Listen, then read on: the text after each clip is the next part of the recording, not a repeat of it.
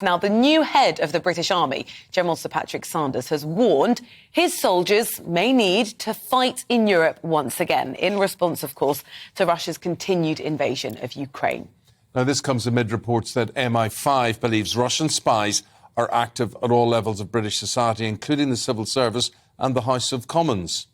Well, we're joined now by former senior military intelligence officer Philip Ingram MBE. Very good morning to you, Philip. Thank you for joining us. Good morning. It was a bit of a rallying call, wasn't it, the letter that was issued? It was. I think defence, and the army in particular, has lost its way over the last few years, talking of everything being in the grey zone in cyberspace and all the rest of it. And General Patrick, in his previous role, was as guilty as anyone else. And I think he's coming in with the war going on in Ukraine. It was exactly the right time for him to put this hard-hitting, hard-worded rallying call together. Except, Philip, no politician is talking about a ground war, are they? Well, this is where it's important to re-emphasise again the difference between the politicians and the military. We've had too many military generals and air marshals and admirals in the past who've tried to play politics, and that's where it goes wrong. So it's right and proper that those in uniform talk reality and talk it hard if necessary, and let the politicians get up with the diplomacy side of things. What do you think that reality is? Well, the reality is, it was laid out yesterday by Jens Stoltenberg, who said that we're in for the long war in Ukraine, and that is an attritional slugfest of artillery. And there's always the danger, the longer a war goes on, that it's going to spill over somewhere.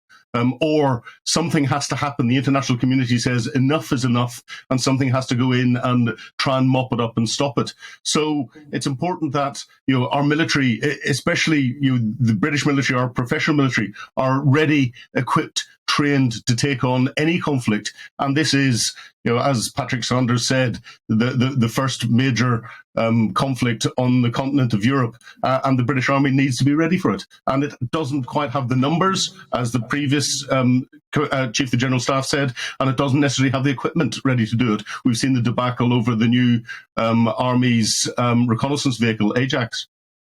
Talking about the numbers, right, you're talking about the British Army in total is something around mid-70s thousands, so 73, 4, 5,000. The numbers vary. You might know something more accurate than me, but basically, numbers, the whole of the British Army would not fill Old Trafford Football Ground or Wembley Stadium or Tottenham Hotspur's Stadium. That's basically what you're looking at, the whole of the British Army. Well, exactly, and the numbers are the smallest they've ever been. Now we get fixated on numbers, and we got fixated on the numbers of pieces of Russian equipment, expecting because of the numbers they'd overrun Ukraine immediately, and the Ukrainians have shown with a much smaller number you can stop it. So it's providing capability. And the capability is all in the wrong places at the moment. There was a focus on creating new Ranger regiments in the British Army rather than getting the armoured capability ready. And what the British Army needs is a balance of all of it so that it's ready for any contingency. We can only put one armoured division out now, and even that is going to be difficult. Only a few years ago, whenever the Gulf War happened, we had the ability to field two, which meant that it was easy for us to generate that one necessary very, very quickly indeed. That doesn't exist. So there has to be some really hard thinking, hard talking, and unfortunately it's probably going to mean more money. But more money isn't necessarily exactly the right answer, because defence needs to become more efficient in the way it's spending the money it's got. You're talking about existing. Do you believe, as is the claim from MI5 reported in the Sun newspaper, that the civil service and a lot of the establishment in Britain is awash with Russian spies? Oh, 100%. I commented in two of the Sunday newspapers on exactly that, and I think the Sun's picked up on that story.